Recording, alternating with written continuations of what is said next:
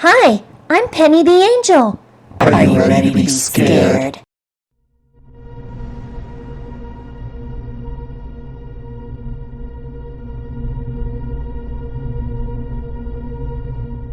Hello, YouTube. This is Penny the Angelic Sweetheart here, and welcome back to my brand new series called Frightful Fridays. Now, today we are going to be reacting to more scary videos. Not sent by anyone. Well, actually, there is one in particular that was sent by my best friend, but a couple others, my own choosing. Yes, videos of my own choosing because nobody except my best friend wants to help me with this. But that's fine. Sometimes you gotta take matters into your own hands, right? So without further ado, let us begin, shall we?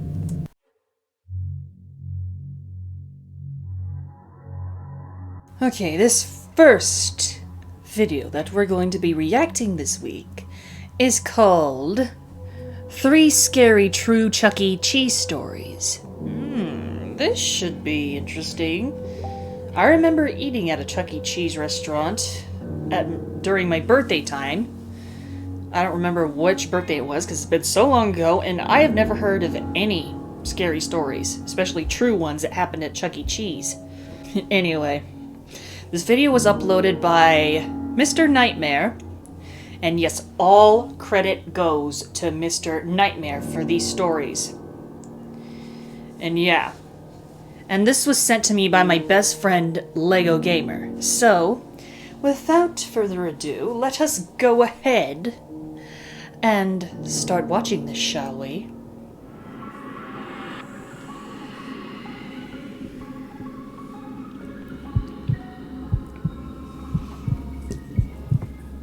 Remember Chuck E. Cheese? That old arcade with the singing animatronics? Of course you do. I just found out they went bankrupt recently. It made me think back to my horrible experience there as a very little kid. I was no older than 8 or 9. It was like my third and last time ever at a Chuck E. Cheese. This specific location closed down years ago, but it used to be basically down the street from our old house. My mom took my little brother and I, and she let us roam free and do our own thing and play the games, while she sat at one of the tables reading like most of the other parents. I was playing this... Reading a book instead of keeping an eye on your kids. Wow. That's not good parenting! I'm sorry, and I don't mean to be offensive, but that's my opinion. That's not good parenting. You're supposed to keep an eye on your children at all times. Don't read a book. I mean, what if your kids got snatched? Exactly. That happens all the time. Anywhere around the world. Or everywhere, I should say. So yeah, let's continue. This clown game where you had to shoot the clown's teeth out with this little cannonball shooter. I was playing the games that would get me the most tickets for the prizes. I finished the game again, and the tickets shot out from the ticket slot. That's when I felt a tap on my shoulder. I turned and jumped in my seat. I was greeted with a giant Chuck E. Cheese mascot in my face. He held out his hand for a high five, and naturally I gave him his high five with a smile. He then pointed at the tickets and gave me a thumbs up. I think I just continued laughing and smiling and said yeah. Then he pointed at the tickets once more and motioned for me to follow him. So I ripped the tickets from the slot and followed the giant mascot.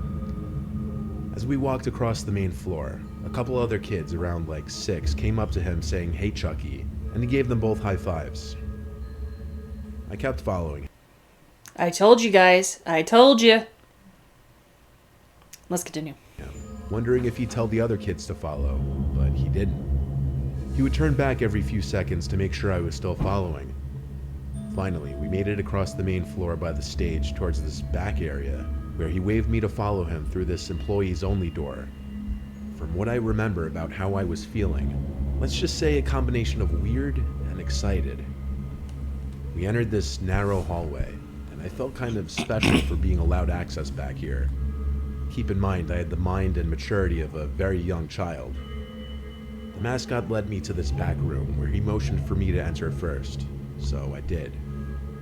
It was this small changing room type of room. It had a few lockers on one wall and one long bench extending half the length of the room. That was it. He entered the room and shut the door behind us, and I noticed he locked it. That's when I became confused and afraid. I thought he was taking me to get a bunch of free tickets. What could he possibly do in this empty room with me? He approached me, put his furry mascot hand on my shoulder, and then started rubbing from my shoulder to my arm. Then he seemed as though he tried to reach lower with both of his hands, and I pushed him off and yelled, "Stop." That's when the person in the suit lifted the mask off his head, revealing some sweaty, middle-aged man underneath. He started to remove the rest of the costume from himself as he told me to be quiet. I sat there watching, shaking, and plotting my way for the door. When I thought he was distracted enough by the suit, I tried to run past him for the door, but he grabbed me and told me to stop. He offered me all the free tickets I wanted if I just behaved. I started to yell and pound on the door. He tried to cover my mouth, but I think he gave up when he realized it wasn't worth the risk for him. I unlocked the door and ran back down the hall in tears. I ran back to my mom, yelling at her about what just happened. She was distraught and went right to the front desk. The girl at the front desk seemed to be in a panic as well, and I think she called for her supervisor. Pretty soon, all the music was stopped and the place was put into a lockdown of sorts, where all the kids were to go to their parents. A bunch of workers ran to the back section, and eventually police showed up outside. I had to give my whole story to a crowd of like 6 people, and I was extremely nervous. The man in the Chucky suit was some random creep who snuck into the back section of the building to dress in one of the suits and apparently lure children to the back. Realizing and looking back at that now as a grown adult is disturbing and disgusting. That I was the victim of a predator. Yeah, no kidding. I never found out if that monster was caught. I told you guys. If you don't keep an eye on your kids, something bad's gonna happen. I told you. This happens all the time. They get kidnapped, they get raped by pedophiles, and they get murdered. If you don't want this to happen to your child, keep an eye on them and do not read. You can still relax at your table, drinking your drink or eating the pizza, but don't read your book, please. Listen to some music. Just keep an eye out for danger. That's my advice to you. And again, I mean no disrespect to any of the mothers of their children, and I'm not trying to tell you how to take care of your kid or protect them. I'm just saying, okay? So, let's go ahead and continue on with this video.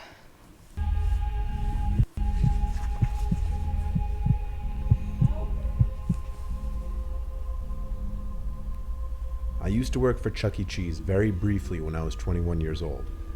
I was one of the janitors / maintenance workers. I know, not very awe-inspiring. I was broke as hell and needed money. All my job really entailed was cleaning tables and keeping the play areas generally clean. Sounds easy, but there was never really a time to just sit and take a breath. There was always something to clean or take care of. I would also be in charge of turning on and off the animatronics, opening the stage curtains, fixing busted arcade machines, and things of that nature. My shifts would always be later, from like 4 to 10 p.m. My location closed at 8 on weekdays and 9 on weekends. I would stay an hour, sometimes 2 hours after, to get the place in top shape ready for the next day. So this one night, I was working past close like I usually did. Everyone had already left the building, including the other workers, so I was the last one in the building. I was dragging my cleaning cart around the arcade area. I had already turned off all the game machines. I was by that space-themed arcade machine where you had to press the button at the right moment to stop the light on the jackpot bulb. As I was passing by this machine, the space-themed music suddenly emits from the machine at a very loud volume, and all the lights start flashing again. I felt like my heart was in my throat. That's how much it startled me. I fiddled with my keys to access the control port of the machine to turn it off again. I'd never seen anything like that happen before. It suddenly just freaked me out. Only because I was all alone in that big building pretty late at night. The weirdness didn't stop there though. By this point in the night, I had already shut down the animatronics on the stage. So when I heard Chucky's pre-recorded laugh break the silence of the room, my heart started pounding again. The laugh was short and cut off. It almost sounded glitchy.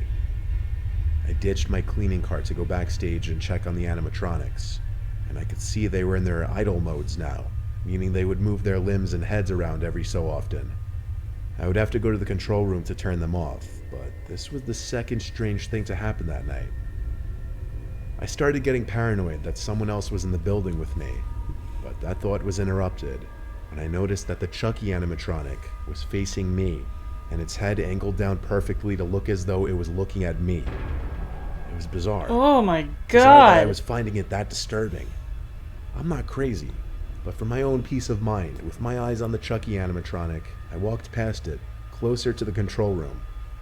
I waited there for a few seconds, and then the animatronic spun 90 degrees to face me once more, perfectly. Oh I my. swear it was once again Oh. looking right at me, and then the laughter emitted once again from the animatronic. But in a creepy, glitchy, cut-off manner, this time much louder, obviously because I was right next to it. I ran to the control room to hit the switch to turn everything off on the stage once more. I left the control room, and the Chucky animatronic was still facing the direction it was moments before. I left the stage through the curtain and just felt uneasy. I was starting to think maybe it was all just getting to my head. But that's when I heard the horrible laugh again come from the stage behind the curtains. That was the last straw. I took my card, clocked out, and left. I texted my boss the next day that I had to leave early because I was feeling extremely sick. He said it wasn't a problem, but he never mentioned anything about the animatronics being left on.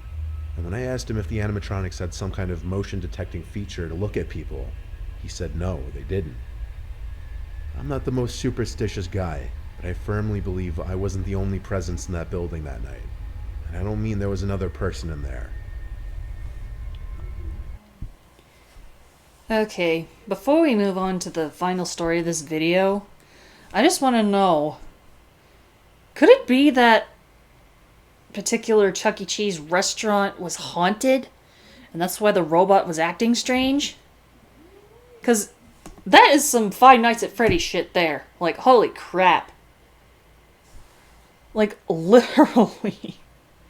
That is some creepy crap. Like, seriously. You cannot even pay me to stay in a haunted place. I don't care what place it is. I'm not going to stay there. Period. So yeah, let's go ahead and continue on with the next story.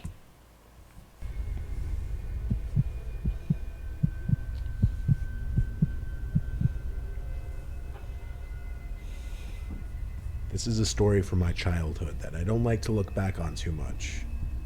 I was 13. My mom brought my two little sisters and I to Chuck E. Cheese one evening. My sisters are 4 and 6 years younger than me, so it was more for them, and my mom just wanted me to come along.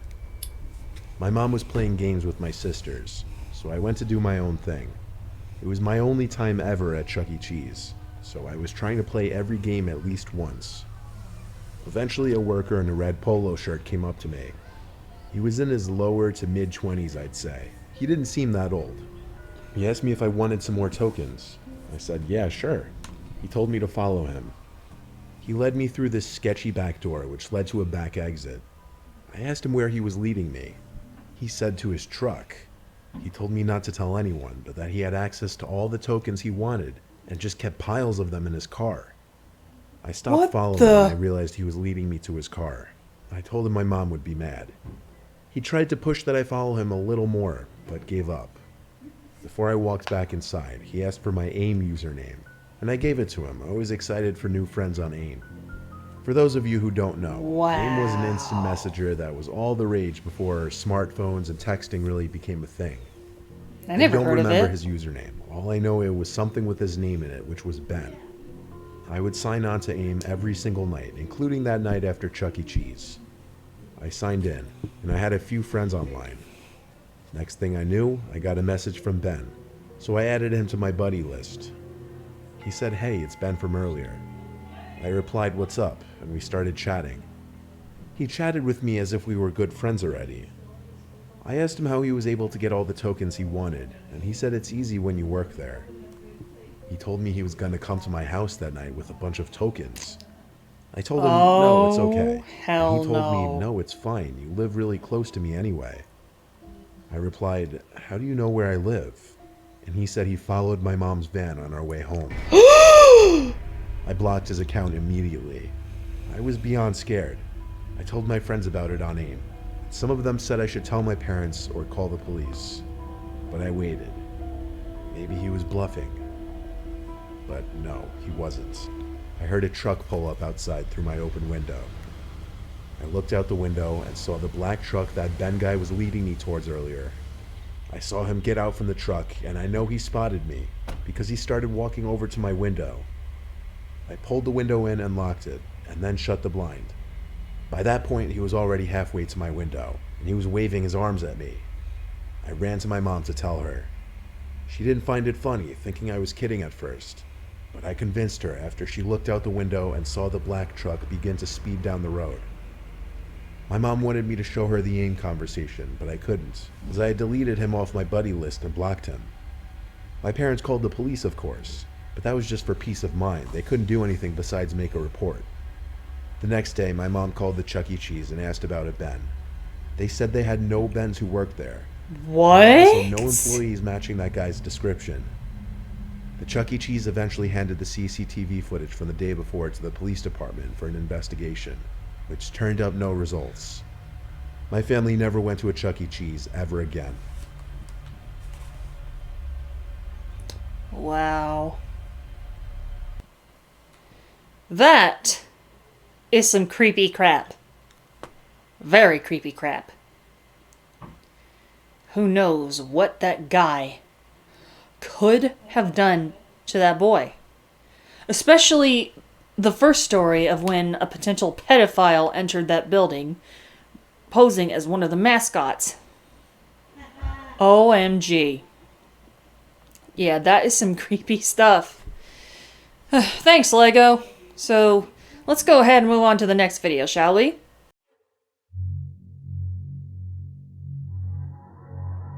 This next video that we're going to be reacting to this week is called 2 True Creepy Night Shift Horror Stories Animated. And this video was uploaded by Dark Ace Animations, and nobody sent this to me. I found this on my own, and I've never seen this before, so let's go ahead and start, shall we? When I was in college, I worked the night shift one summer vacation. I was 19 years old and an average-looking female.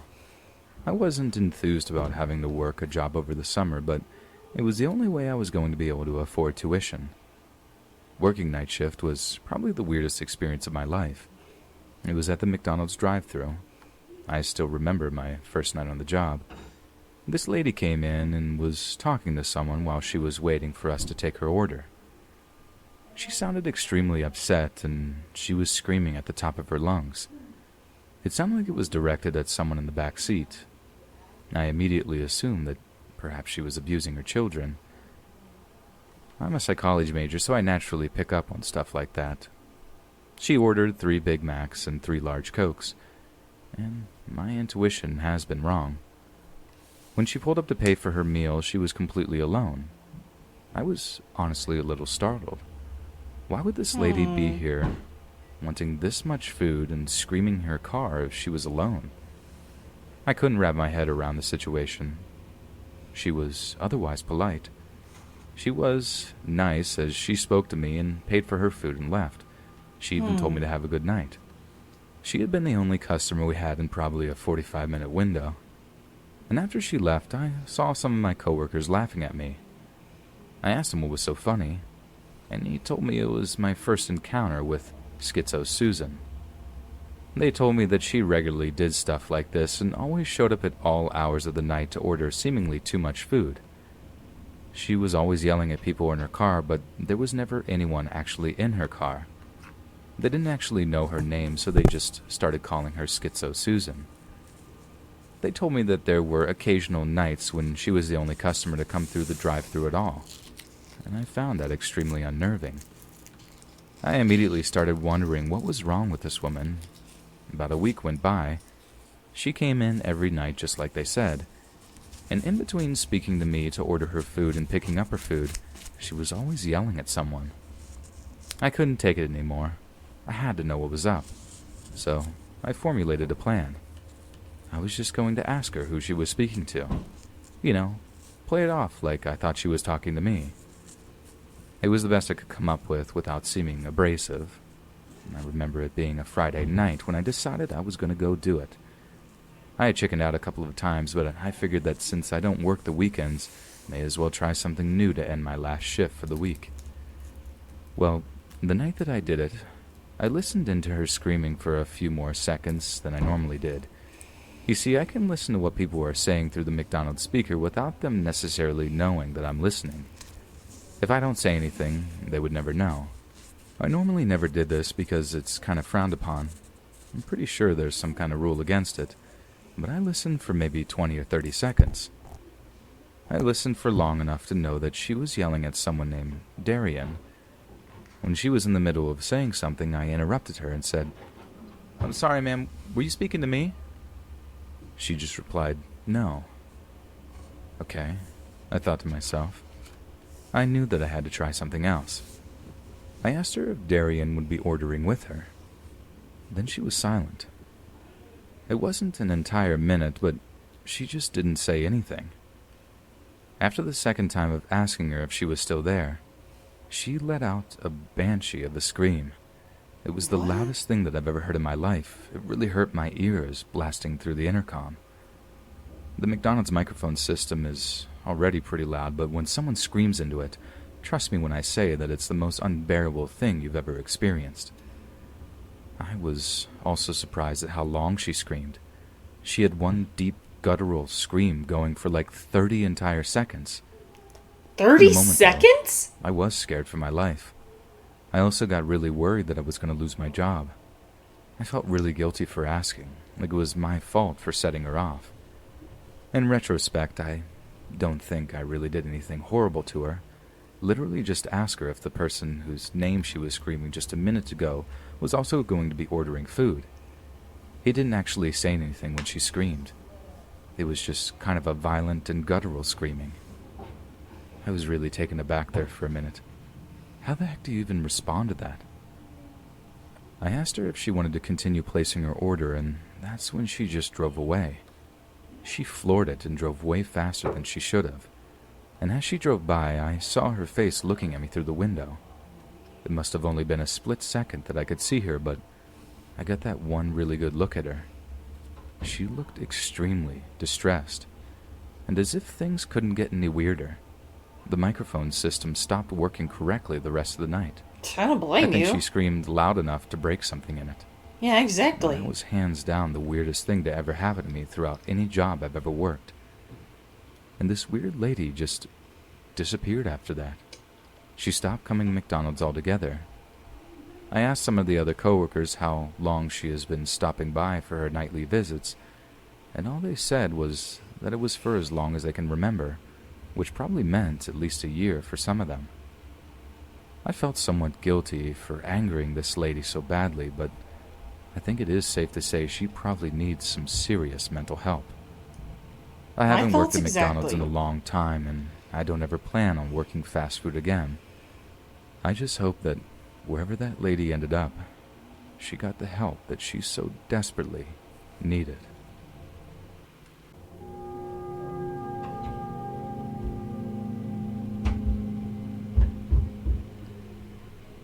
I work at a regional grocery store. I'm a 26-year-old female. I graduated from college with a master's degree in psychology and still couldn't find a job. Due to family circumstances, I wasn't able to get my PhD, which was basically the bare minimum to land any decent-paying job. So I was a little stuck. I even had a hard time finding a regular job. I had applied to a bunch of lower positions, but I kept getting rejected because I was overqualified. Over and over again, people told me that I would get too bored on the job, and so they wouldn't hire me. Really? This made me livid. I don't blame you for feeling livid, and that is the stupidest excuse ever to not hire someone. That's so stupid. Who does that? Thinking that they're gonna be too bored of the job and blah, blah, blah. That is such a dumb excuse. Really dumb. Anyway, let's continue. After a certain point, my student loan payments were due and I really needed the money. I had to ask my cousin's friend for a job. He was the manager at this regional grocery store. Literally the only position they had available was stocking shelves on night shift. I couldn't believe myself. I was so ashamed. I felt like I'd wasted years of my life and thousands of dollars in debt just to get a job anyone could do. But either way, the job itself wasn't all that bad. I was allowed to listen to my earbuds while I worked. This meant I could turn on my favorite podcast while working. My favorite murder, if you're wondering. I must have worked there for about a year before the big change came. Previously, the store closed down at 12 in the morning, but Kmart. for whatever reason, that policy got changed and it became a 24-hour store with the exception of holidays and Sunday nights. It really sucked. What used to be my podcast and stock the shelves time kept getting interrupted by stupid customers asking where things were. That was fine. I didn't mind helping people out. I worked there after all. But they would literally ask me where the most obvious grocery items were. So many times I couldn't help but think, are you literally blind or stupid? But then there was one night when a very strange man came up to me. He had really buggish eyes. Entire body was round, and he had the longest nose hair I'd ever seen on a human being. It was like he took the hair right off of his head and glued it into his nose. I was down on my knees stocking the bottom shelves when he touched my hair. I had my hair in a ponytail that night, and he lightly caressed the part of it that was touching my back. I jerked back and asked him, "Excuse me?" He tried playing it off like he had arthritis, but I knew that he was just being a creep. I asked him what he wanted. He stood there for a second. He seemed to be thinking of what to say, but only one word came out of his mouth. You. He walked up closer to me and then started to smell my shoulder. Creepy! It felt so weird, and Literally. I don't think I could have been more creeped out. I told him that if he doesn't need any help finding any items, then I had work I had to be doing. But he kept standing there. He started smiling real wide and then hugged me. "It's okay, darling. I'm going to take care of you." At this point, I was screaming inside of my own head. This freak was crossing a million different lines. I pushed him off of me and ran to get my manager, who was a larger guy. He'd have no problem fighting this creep if it came to it. The creepy guy followed me as I went too. The nerve on this guy. When he saw my manager down the aisle, he must have had second thoughts because he turned around and started running away.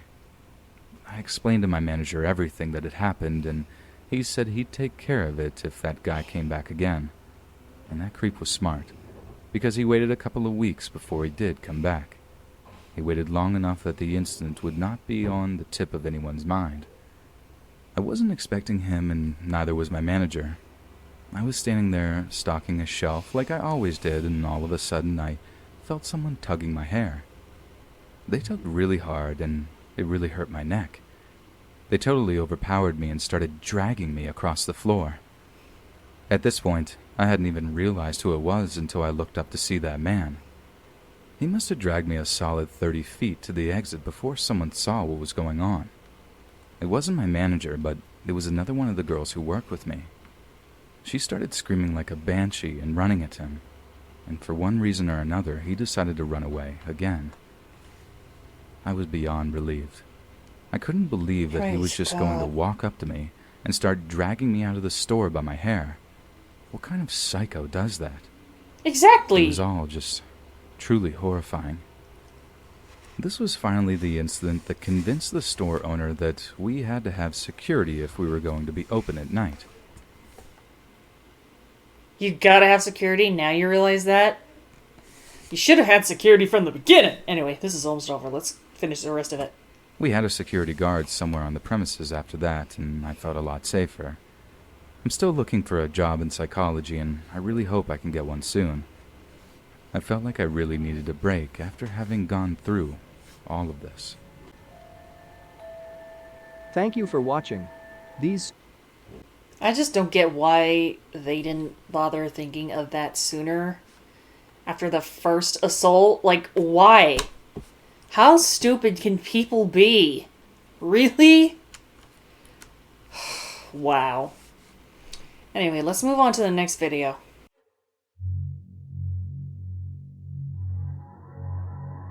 This next video that we're going to be reacting to this week is called 2 Night Shift Horror Stories Animated. And yes, this is another one, but it's by... what is this YouTuber's name? Dang it. Dark Nights. It was uploaded by Dark Nights, and all credit goes to Dark Nights, and all credit also goes to Let's Read, because this is evidently the person that's pretty much reading / narrating it. Even though that's the same thing. Blech, I can't talk. Anyway, let us go ahead and start, shall we?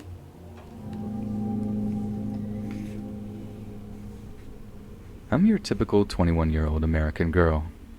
I grew up in the suburbs and had a pretty nice upbringing. Unfortunately, I had been a total party girl up until the time I turned 20. That was when I started getting my stuff together. I nearly died of alcohol poisoning one night, and despite being surrounded by some of my friends, nobody even bothered to help me. Even when it was obvious that something was wrong, I'm not going to lie to you, I was a really crummy person when I was younger. One of the things I remember doing with my friends was teasing a really unpopular kid. I get asked out by a fair amount of guys, and I'm not the ugliest girl in the world. My friends and I all had an Algebra 2 class towards the end of high school, and one of the boys in it always seemed to be checking me out. I really regret being mean and teasing him because he was honestly a pretty nice kid, just kind of socially awkward and completely lacking in any sense of fashion or style. One day after class, my friends and I were talking about a party for that weekend. He must have been listening in on our conversation because he came up to me and asked if I needed someone to go to the party with. I don't really know what he was expecting, but I went with it on a whim. I told him that I really needed a nice guy to go with me so people would think I have a boyfriend. He agreed to go with me and said that he would pick me up before the party. We exchanged phone numbers, and that was that. My friends and I were already plotting on how we were going to embarrass him on the night of the party. I told him that it was a professional party. He told me that he had to go out and buy a tuxedo then. Me, being the horrible person I was back then, totally agreed. He picked me up in his mom's car before the party on Friday night. He even brought me flowers. It was at that point that I started to feel guilty and kind of wanted to abandon the whole thing. I couldn't do it, though. My friends would have been really mad at me. They got 2 giant tubs of mayonnaise that they were going to pour on top of him. It was my job to have him stand for a picture and get him in the right position. Then, I will tell them that I had to go to the bathroom real quick and for him to stay in place, and that's when my friends were going to pour the mayonnaise on him. Again, I regret that whole role I played in this whole thing. I even felt guilty at the moment when I walked away, and I actually went to the bathroom. I didn't want to watch it happen. From what I heard, he started crying and went back to his car and drove home immediately. I thought that would have sent some kind of a signal that I really wasn't interested in dating him. Well, he didn't quite get that signal, because he still kept trying to talk to me and go out on another date. He even tried asking me where I went that night, and it made me feel even worse than I already did because he didn't even realize that I was in on the joke. Like he thinks he randomly got mayonnaised. As guilty as I felt, I just tried to ignore him and hope the problem would go away on its own. We only had another month or so of algebra, and it was every other day, so I figured the number of times I had to see him were limited. Well, he never actually got the hint. He found me on Facebook and messaged me on there. He somehow found my phone number, which I still don't quite understand how he did it either. Suffice to know that he still regularly made an attempt to date me for a very long time. I tell you this story not for fun or to brag, but because this guy, Donald was his name, continued his interest in me for 6 years. Still, even to this very day, we've been out of high school for years now, and he still messages me or reaches out in some way every few weeks. After I started getting my life together, I tried explaining to him that I wasn't interested in him, but he never really got the message. I work a night shift job now, at a gas station on the edge of town. For the most part, we only really ever got truckers and the occasional traveler. Anything else is pretty rare, but sometimes on certain nights, around 3 o'clock in the morning, Donald will show up, and he's not looking to get gas. He's looking to get me. It's only happened 3 times now, but they were honestly pretty horrifying, and I nearly called the police the last time. I think I will if he shows up again. The first time he showed up where I worked, he tried pretending like it was a coincidence. Like, "Oh, hey, I didn't know you worked here. I was just buying one candy bar at a gas station at 3 o'clock in the morning." You know, the usual.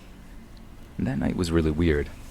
The second time he came by, he told me that it was a long drive from his house to the gas station, but he said that it was worth it because the candy bars at this gas station were the best. Bear in mind, this guy was buying plain Hershey milk chocolate candy bars every time he came in, and not in bulk either, literally just one every single time he came in. Like, could you get any weirder? This last time that he came, though, that was the time that really freaked me out. He's a lot rougher now that he's been out of high school. I think he works at some kind of manual labor job, or maybe he's just a dirty person. He always looks really disheveled when he comes in. And he walked into the gas station, bought his usual chocolate bar, but instead of leaving, he just stood there. I was standing at the cash register, just kind of awkwardly waiting for him to go, but I handed him back his change and receipt and just watched him stand there and stare at me, like dead-on staring me in the eye. I felt extremely uncomfortable and didn't know exactly how to end the social interaction. I asked him if he needed anything else, but he just said no and then continued staring at me. That was when he reached over the counter and tried holding my hand. I could tell by the look on his face that he had some sort of intimate intentions in his mind, something devious. As freaked out as I was, I pulled my hand back as fast as I could and told him that he had to go. "Why are you gonna be like that? I love chasing you, but you gotta give in one day," he said to me. That was when I told him that I was not interested in him at all, and the only reason I went on a date with him was because I was in on the joke to pour the mayonnaise on him. I told him that I wouldn't date him if he was the last guy on earth and that I would never be interested in him. I saw his facial expression go from nefarious to angry. He knocked a bunch of gum off of the gum rack before storming out. Before he walked out the door, though, he stopped and looked me right in the eye and said, "I'll have you one day, you little pretty princess." And then he left. I had no idea how to respond. I don't even know what to do about the situation. He's not really doing anything illegal, I don't think, other than knocking things over. If I see him again, though, I might have to call the police. If this isn't stalking, then it comes pretty darn close. And the part that kills me about the whole thing is that I just want to put that phase of my life behind me.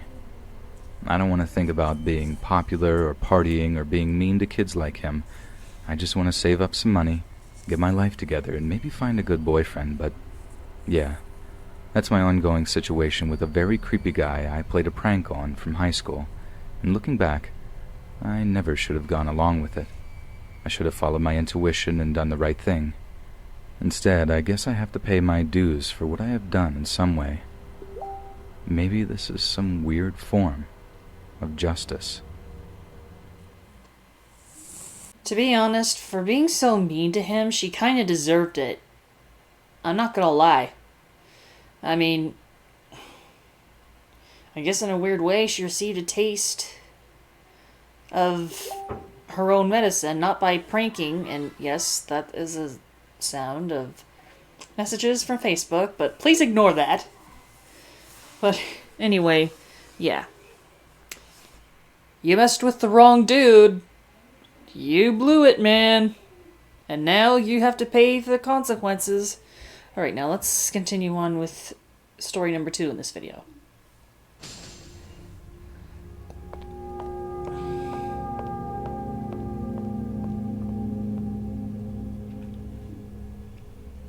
This is a recounting of a terrifying incident that 3 of my friends experienced during the summer after our junior year in high school. I very nearly became part of a tale myself, but a scheduled shift at the movie theater saved me. They showed up at my house earlier that day, asking if I wanted to go with them into the woods to explore an area we had yet to search, but I had to work later that evening, so I had to decline. It's been over 25 years since this occurred, therefore not all that happened can be remembered, but I'll do my best. Looking back now at the way life was then, I can positively say things have changed greatly for kids. My neighborhood was its own self-contained city on the edge of the city limits. At the end of the 60s, some idealistic developer got the crazy idea to buy up hundreds of rolling acres of prairie and forest land out in the middle of nowhere. He created a little suburban sprawl for the coming rise of manufacturing, and the people needed to fill those jobs. The factories did come, Johnson & Johnson, Folgers Coffee, places such as that, but within 30 years they would begin to leave just as quickly.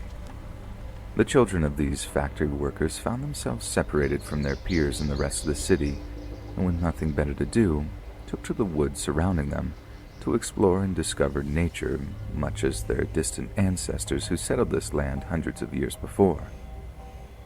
I was one of those children, and so were my 3 friends who would make the discovery on one of these journeys into the woods.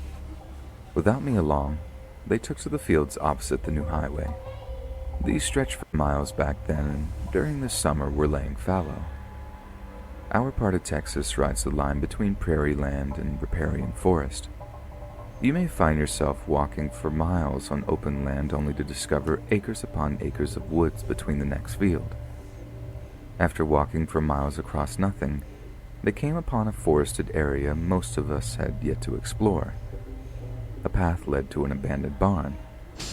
When they turned the corner to look inside, they came face to face with the corpse of a hanged. From what I was told later, not a one of them believed it to be real. However, as they got closer, there was no longer any doubt. The body was that of a trucker who had parked his 18-wheeler at the nearby truck stop around Christmas. He walked the 3 miles or so into the woods and ended his life. To this day, no one knows if he knew that barn was there or he just happened upon it. But we do know, on that hot, humid summer day, his bloated body posed a horrific sight to them. Realizing someone was likely missing him, my friends returned to the very same truck stop he had walked away from the year before and called the cops. Of course, I didn't hear all about this until the next day. Even though it did sound like an amazing adventure, I'm thankful I had to sit it out. All 3 of them went on to differing levels of legal and emotional troubles, including battles with addiction. The only one left living, Stephen, had spent several stints in and out of institutions, and the last time we spoke, little of my childhood friend remained. I can't claim that the discovery of the trucker's body was the only reason for their eventual decline, but it most certainly contributed to it. Well, okay. Very interesting. This said 2 night shift horror stories, but these were not. Well, one of them was a night shift, but it was later. But, yeah, I don't know. Anyway, I hope you guys enjoyed this 3rd episode of Frightful Fridays, and if you want me to react to more animated horror stories, then let me know in the comments below. And follow my Instagram, Twitter, DeviantArt, and follow my Twitch. I stream games there every once in a while, and I will see you all next week. Stay spooky!